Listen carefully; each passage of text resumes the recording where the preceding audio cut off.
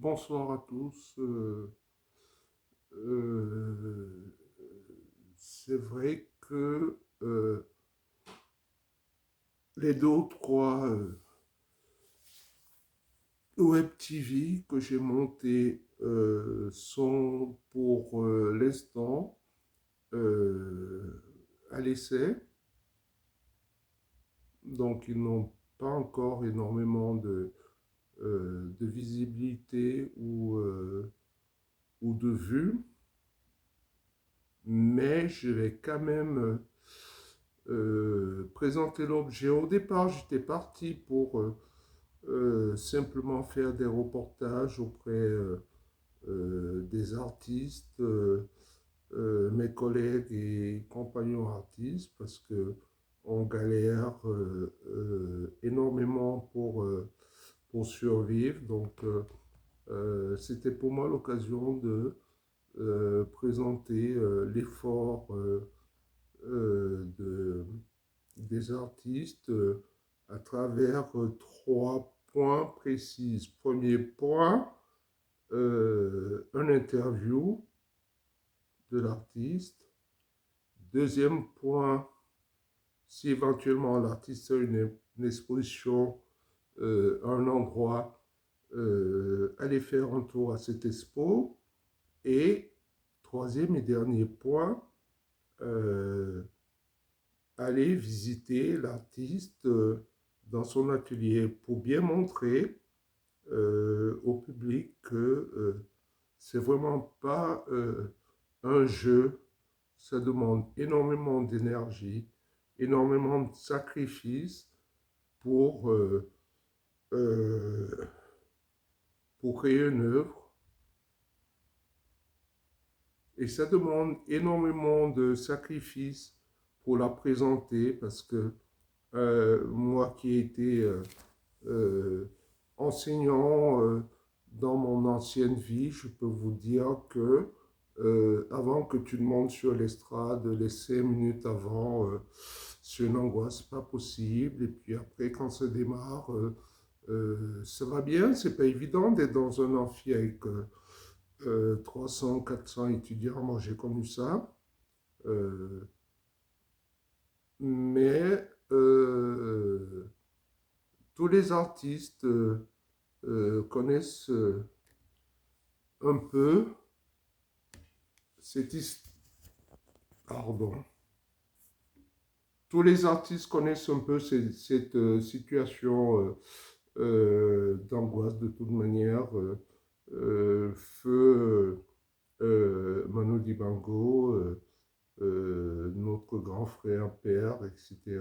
J'ai eu l'occasion de le rencontrer. Il me disait que 45 minutes avant, voilà, je suis pas bien du tout. Et moi, j'ai vécu ça pendant une trentaine d'années, pendant la période où j'étais enseignant. C'est pas si évident que ça. Je pense que tous les artistes, ceux qui font du théâtre, ceux qui peignent, enfin, tous les artistes ont ce moment d'angoisse avant de monter sur scène. C'est vraiment pas facile, hein. On donne beaucoup de nous-mêmes, on se met à nu, on est jugé, etc. Donc là, je fais juste cette vidéo parce que j'ai deux vidéos totalement euh, opposées, mais qui parlent de la même situation. C'est-à-dire que là, dans les jours qui viennent, de temps de formaliser ça, je vais vous montrer deux vidéos. Je vais vous présenter une première vidéo d'un artiste dont je garde pour le moment en réserve le nom, un artiste dont j'ai fait un interview, on a présenté son travail, etc. Et ça rentre très très bien dans les cordes. Je vous ai dit que je passais derrière la caméra et que vous ne verrez plus en face de la caméra. Donc ça respecte exactement les cordes que j'ai mises en place. J'ai un autre deuxième interview qui n'était pas prévu et qui n'a pas vraiment qui n'a rien à voir avec l'art. J'allais juste modestement à Château-Creux m'acheter un billet de train pour mes waka. Et je suis tombé sur un FDF. Et là, c'était le coup de foudre. J'ai tout lâché. J'ai vidé mes poches de ce que j'avais. J'ai donné, j'ai donné du fric. J'ai donné du fric. Et ensuite, on est parti dans un magasin, sans le citer Carrefour, je m'en fous, c'est juste en bas de chez moi, où je lui ai dit de se servir et de prendre quoi que ce soit. Donc, j'étais vraiment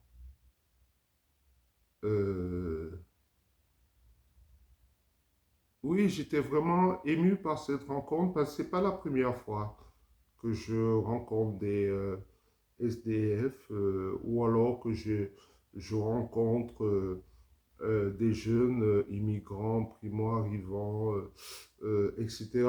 Je n'en parle jamais, je dis pas ce que je fais pour eux ou les aides que j'apporte, etc. Donc, je ne vais pas trop m'étendre à ça. J'ai deux documentaires que je vais vous faire passer, un documentaire sur un artiste peintre et un documentaire sur un sans domicile fixe que j'ai rencontré, mais vous aurez tous l'occasion de le voir dans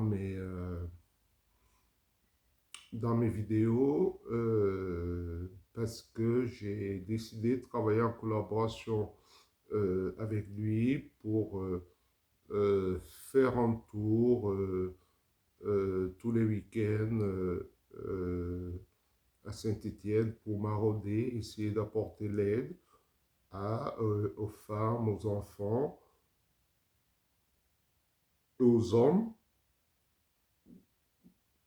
aussi qui souffrent dans notre société pendant que peut-être que les milliards qu'on envoie soit dans certaines contrées dont je ne citerai pas pour pas avoir la faute du monde, mais ne serait-ce que les milliards qu'on envoie pour sauver l'Ukraine de la Russie, un centième suffirait peut-être pour résoudre aussi les problèmes qu'on rencontre en France. Ceci dit, je suis apolitique, areligieux, et peut-être que certains pourraient refuser et ne pas admettre le fait que je sois français et que je parle en tant que français, mais ça c'est leur problème. Je vous aime, à bientôt.